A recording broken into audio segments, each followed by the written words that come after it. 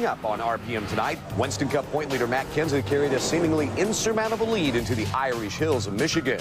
We'll tell you if his day went as planned. If we beat Matt, we beat Matt. If we don't, we still have got a lot to be proud of. Or will some of the luck of the Irish rub off on Dale Earnhardt Jr. as he tries to get back into contention? The new Gen 4 engine made a big splash in qualifying at Kentucky, but was it good enough to carry two-time defending series champ Sam Hornish Jr. back to victory lane?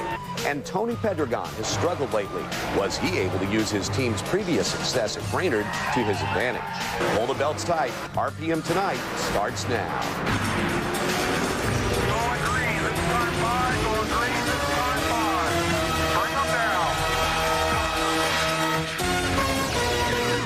RPM Tonight is presented by Pennzoil. Protection for the way you drive. Pennzoil, we're driving protection. Hello, everyone. I'm John Kernan. Thanks for joining us for RPM Tonight. The Jimmy Spencer-Kurt Busch feud that really began last year at Bristol, then flared up again last year at Indy, finally came to a head Sunday after the GFS Marketplace 400 at Michigan. Busch rubbed Spencer several times while the two were fighting for position during the race. Witnesses say that after the race, Spencer drove into the rear of Busch's car and spun it around. Witnesses also say that Spencer got out of his car and punched Busch several times in the face. Both drivers visited the NASCAR hauler, and the local sheriff's office has confirmed that it is investigating an assault charge against Spencer. No word on any fines from NASCAR, but Robbie Gordon offered to pay Spencer's fine and said Busch had it coming for a while. Now to the race. 62 laps in, Todd Bodine got loose while trying to split Kenny Wallace and Busch. He collected Kenny. There was big fire, but neither driver was injured. Kenny able to get out of the car quickly. You'll recall he and I talked about the difficulty in getting out Sunday morning. They're working on the top escape hatch.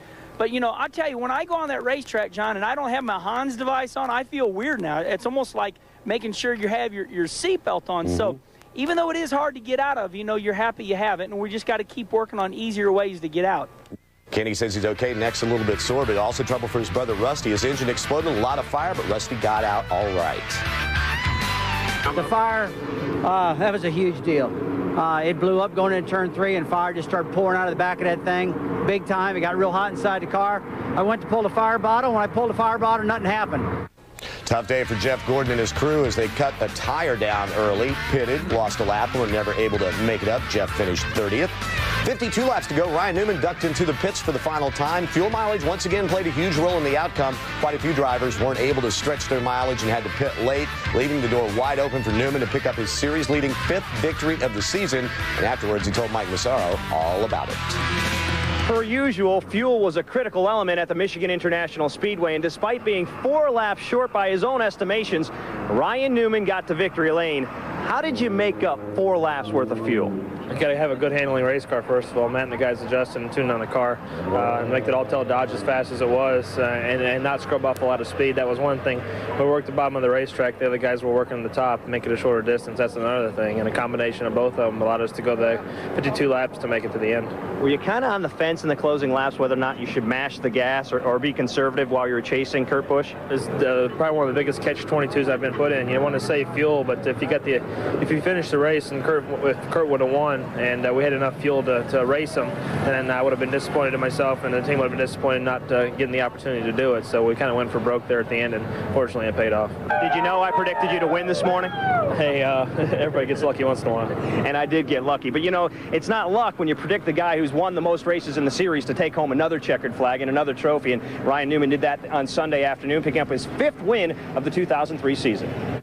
Yeah, you're going to rub that in for a while, aren't you, Mike? Tony Stewart started back in the 23rd spot, but had a good run toward the front to finish 3rd. Also, great run for Steve Park. He finished 5th, his first top 5 of the season. Robbie Gordon rounds out the top 6. Michael Waltrip finished 7th. He wound up 5th at Michigan back in June. Point leader Matt Kenseth had a banner day with his 9th-place run to go along with the trouble Dale Earnhardt Jr. and Jeff Gordon experienced. And Johnny Benson finished 10th, his first top 10 since Dover.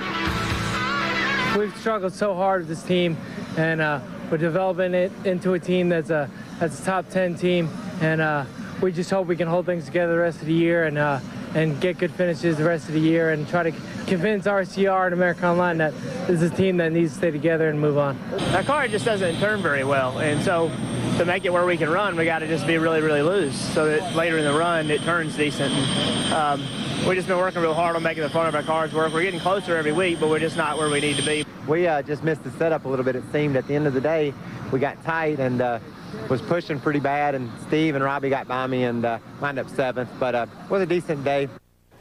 Terry Labonte started 5th, but wound up finishing in the 13th position. Check out Kyle Petty and Mark Martin. They both started near the back of the pack, but came through with top 20 finishes. And Kurt Busch ran out of gas 2 laps from the end while he was running 2nd.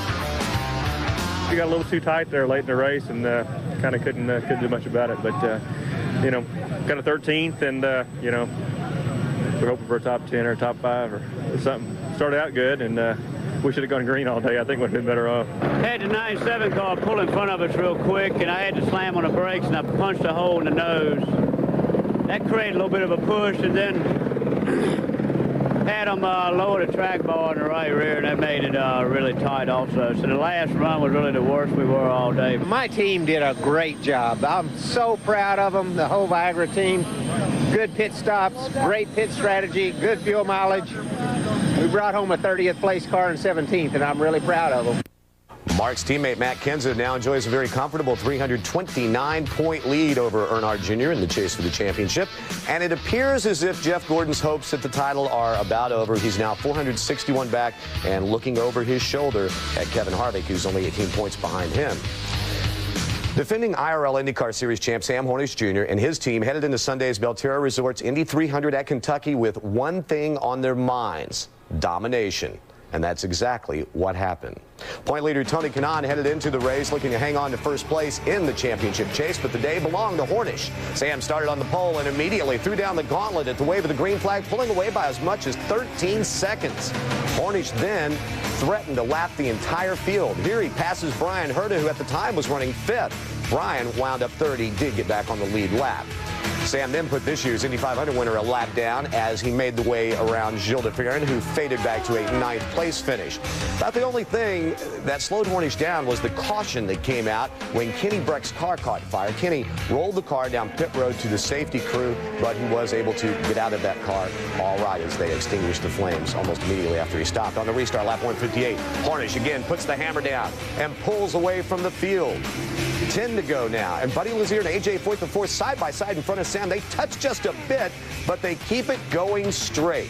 And that was about the only tense moment of the race as Sam lapped all but 3 cars on way to picking up the victory. It's his first of the year, and afterwards, Marlo Clain talked to him about not only winning the race, but also about his future. Sam Hornish Jr. was untouchable today. Sam, what is it like to be that dominating? I mean, we haven't had a car like that for a long time, and it feels great. Jack, are you back on We had a car that we could put anywhere on the racetrack, no matter if there's cars in front of us or beside us. And when you have cars like that, it's just really fun. The Pennzoil Panther team has worked so hard this year to work on the handling aspect of the car. When we knew we didn't have quite enough horsepower, we really worked on our setups, and I think that's what's paid off. When you're having that kind of day, what is it like for you personally in the cockpit? Oh, I mean, it was. You try real hard not to lose your focus, because it's really easy to if you're if you're going out there and you're just driving around it's one thing after another, and you're just you can lose your focus real fast. And the main key is just to stay focused. Sam, did you feel like you guys had something to prove after this season? Oh, I mean, no, we just wanted to win. I mean, we knew we had cars that were capable of winning earlier this year. Just couldn't do it because we didn't have the horsepower. Now that we have the horsepower, and Chevrolet got us the horsepower, there's no excuse to not win. So we're going to keep trying. We go to Nazareth next, which is a track that I haven't had a lot of luck at, but have been very fast at, and hopefully looking to turn things around there. And we go to 3 tracks that we won at last year. So we're really pumped up, and by my count, we're still in the points race, and still got a long way to go. Sam Hornish Jr. finds victory lane for the first time this year. And, of course, he'll be in a meeting on Monday to discuss his future. Hornish beat Scott Dixon to the line by more than a second. He averaged 197.897 miles an hour, an IRL IndyCar Series record. Great run for Al Unser Jr., who went up finishing in the 4th position, while Tony Kanaan did hang on to the point lead with his 6th place finish. obviously you have good days and bad days. I think we were the second best car. It was kind of the same thing as Richmond with us. And I don't know, we'll try and find a bit more. I'm sure Toyota's working hard. They've given us a great engine from the start of the year, and it's not much we're looking for, but I think coming up to Nazareth we should definitely be fine there. Sam did come around and lap us, and I held him back for a couple laps, but he was so fast. He drove around. Once he got by me, I couldn't even stay in his toe. So we didn't have anything. We didn't have a car to beat him today, but we got a third place, which is probably even a little better than we deserve. We'll take it. It takes a great car and a great driver to do it. It's not one or the other. It takes both. It's a car and a driver. And what Sam has done this weekend is no surprise to me. He's been doing it the last 2 years. When you go into a track very bumpy the way it is, and obviously you're trying to do some different things, especially on the setup of the car. Sometimes works, sometimes don't. So I'm happy with it. So the gap is much smaller, so that's what we need to do. Robbie Buell had a successful day with his new Gen 4 Chevy engine, finishing a very respectable 7th. Gilles de Ferran kept himself very much in the championship chase with his 9th place finish. Roger Yasukawa finished in the 12th spot. Sarah Fisher wound up finishing 14th after starting in the 9th position. Buddy Lazier drove to a 16th place finish as he struggled most of the day with his handling. AJ Foyt IV came home in the 17th spot. Kanan retains the lead in the chase for the IRL IndyCar Championship, but as you can see, it is still very close. 4 races to go. Elio Castroneves in second, just 8 points out of the lead. Scott Dixon moves to within 12, while Gilles de Ferran sits fourth, 13 back. And don't count Sam Hornish Jr. out just yet. 4 races to go, as I said. He's only 77 out of the lead. Anything can happen. Still to come on RPM tonight, Doug Coletta does his best to take a chunk out of Larry Dixon's point lead. We'll have more on Sam Hornish Jr.'s return to prominence in the IRL IndyCar Series, and the tough times continue for Rusty Wallace as he just can't seem to buy a break these days. RPM Tonight is presented by Pennzoil. Protection for the way you drive. Pennzoil, we're driving protection. Monday, X Games 9 continues with 2 periods of coverage. First at 5 Eastern on ESPN, catch the aggressive inline vert final, bike stunt, flatland final, and skateboard street best trick final. Then at 9 Eastern, ESPN2 has the aggressive inline vert final, downhill BMX, and wakeboard men's final. Checking out more of the finishing order is Sunday's GFS Marketplace 400 Winston Cup race. Sterling Marlin started last after changing an engine, was in the top 5 late, but had to pit for gas and wound up 19th. Dale Jarrett led for a little bit, but also had to pit for fuel late. That dropped him back to 23rd. Jimmy Spencer, besides the altercation after the race, spent a lot of time near the front of the pack, but dropped back to finish 26th again because of the way the cautions flew in the fuel mileage thing. Same sad story for Jimmy Johnson, who led the most laps, but finished 27, while Jeff Gordon had to pit early for a flat tire, lost a lap, never made it up. He finished back in 30th. And back to the track now for more post-race reaction.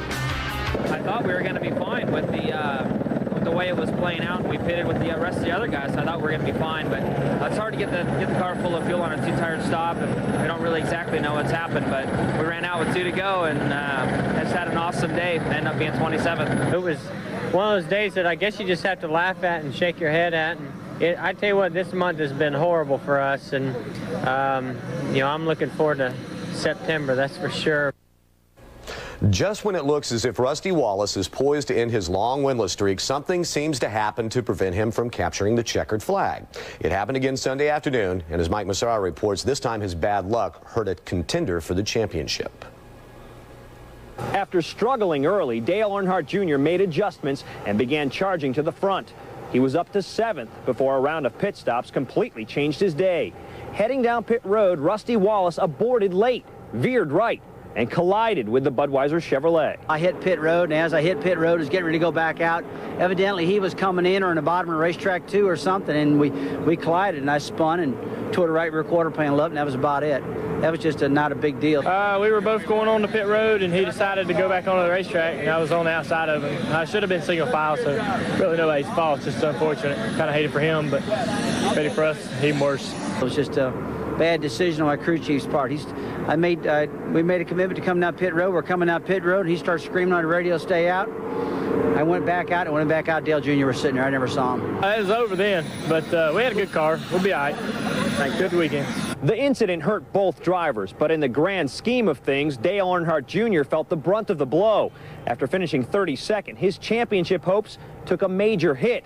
He's now a distant 329 points behind leader Matt Kenseth heading into Bristol. In Brooklyn, Michigan, Mike Massaro, RPM Tonight.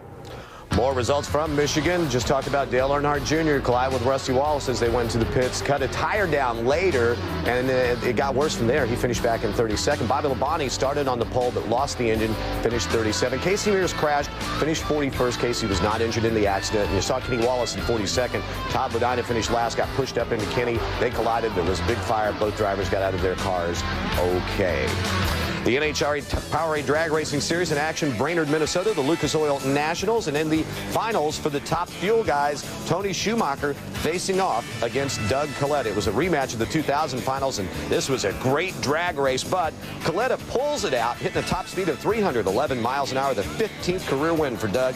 The crew really loved it with a 469. Now to the funny car finals. Tim Wilkerson going up against Gary Densham, who's near us on the TV. And this is another great race, and Densham will win it. A 5 flat, 298 miles an hour, his 6th career funny car victory. Just damn happy to do so for Auto Club and all the guys. And here's my best bud right here, Dog, good job, man. We had a good race, yes, didn't we? We did, Timmy. You got the big Wally, though. You did a good job. Well, thank you, pal.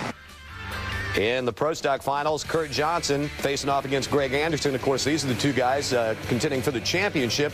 Johnson had the early advantage on the line, getting the whole shot, but Anderson, with that horsepower at the bottom of the track, he gets the win. And, of course, 691, his wife Kim, enjoying it. It's his 7th victory of the season. Now to the Pro Stock Bike Finals, and teammate and 3-time defending champ Angel Smith. And as most of these Pro Stock bike races are, it was a very close contest. Off the line just about.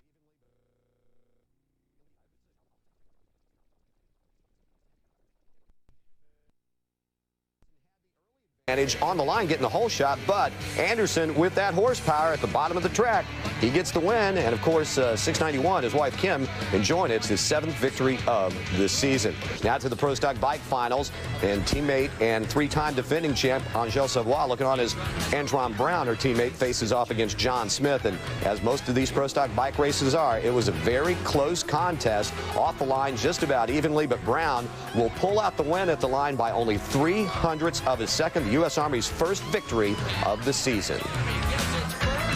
John Smith did an awesome job this weekend. I can't give enough to them, but you know what? We're taking this baby home. This is long overdue, and whoa!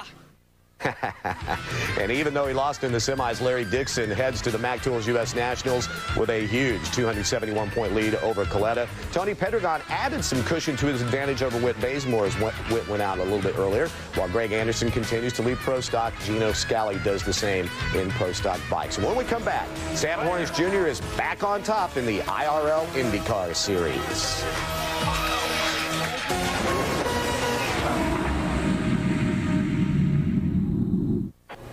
Monday, X Games 9 continues with a couple of periods of coverage. First at 5 Eastern on ESPN, catch the aggressive inline vert final, bike stunt flatland final, and skateboard street best trick final. And then you can see some more later on in the evening. Sunday's Belterra Resorts Indy 300 marked the first time this season that all the Chevy teams had that new Generation 4 engine. The move finally gave the teams a chance to compete for the win, and as Marlo Klein reports, the Pennzoil Panther team made the most of the situation. After Sam Hornish Jr. struggled to keep up with the Toyotas and Hondas all year, it was the entire field on Sunday that struggled to keep up with him. Well, I never saw a performance like that. Well, I never saw the guy, actually, until they said, oh, you're 2 laps behind. I said, what? I said, well, okay, next time he made his own race, and we go for another race. But, hey, he got nobody doubt about his talent. Obviously, his team did a superb job. Kind of really interesting, but, hey, win is a win, and hell of a run. I think it's fair for Honda and Toyota to ask. I mean, everybody has a break, so we can ask. But, you know, right now it's just gossips, and let's not waste time talking about it, because we need to work hard to win this championship, and we're going to get it no matter what. They can try to do whatever they want, but we're still going to be strong. No offense to anybody, but, you know, when we're out there were trying so hard. You know, they made a change. We didn't ask for more than what they had. We asked to have something that was equal, and then with something equal, you know, we have the opportunity to,